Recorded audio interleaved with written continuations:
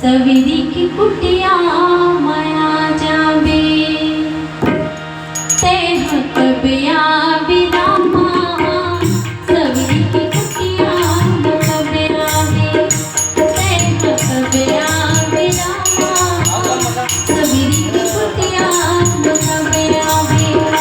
ते हकबिया विराम ते हकबिया विराम ते हकबिया विराम ते हकबिया विराम तुला दिखी बिनी आँखी तेरे से कबिया विराम तुला दिखी बिनी आँसू भर के कबिया विराम ते राजा विरामा सविरी की कुटिया माया जावे ते राजा विरामा सविरी की कुटिया माया जावे।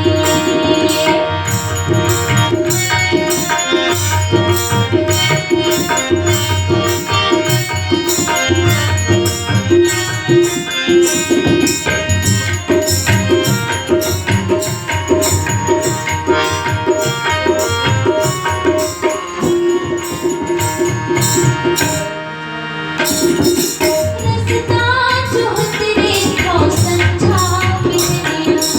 रसता जो तेरे को समझा बिरनिया मन माया पड़खानी हवा गुरु पतन की बतिया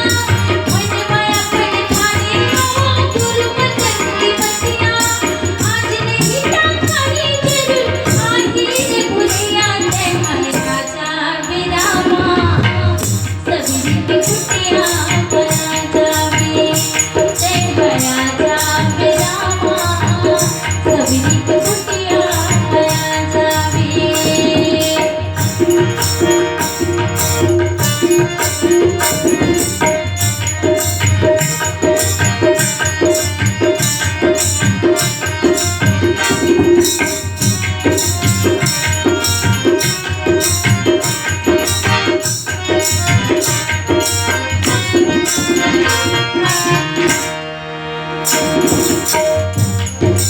रसता जो तेरे को समझा बिरनिया आंसू धर तेरे से सुनता बातों आंसू धर तेरे से सुनता बातों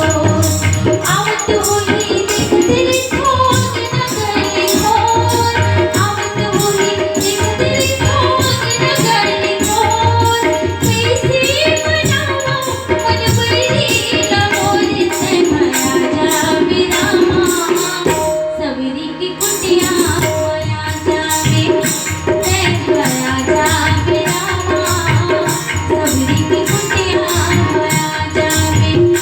ते हकबिया विराम ते हकबिया विराम ते हकबिया विराम ते हकबिया विराम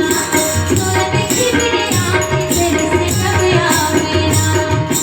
तुला देखी बिनी आँसू भर के आजा विराम ते राजा विरामा सविरी की कुटिया माया जावे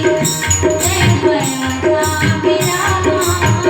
सविरी की कुटिया माया जावे ते राजा विरामा सविरी की कुटिया माया जावे ते राजा विरामा सविरी की कुटिया माया जावे। बोल घनश्याम रामचंद्र की जय।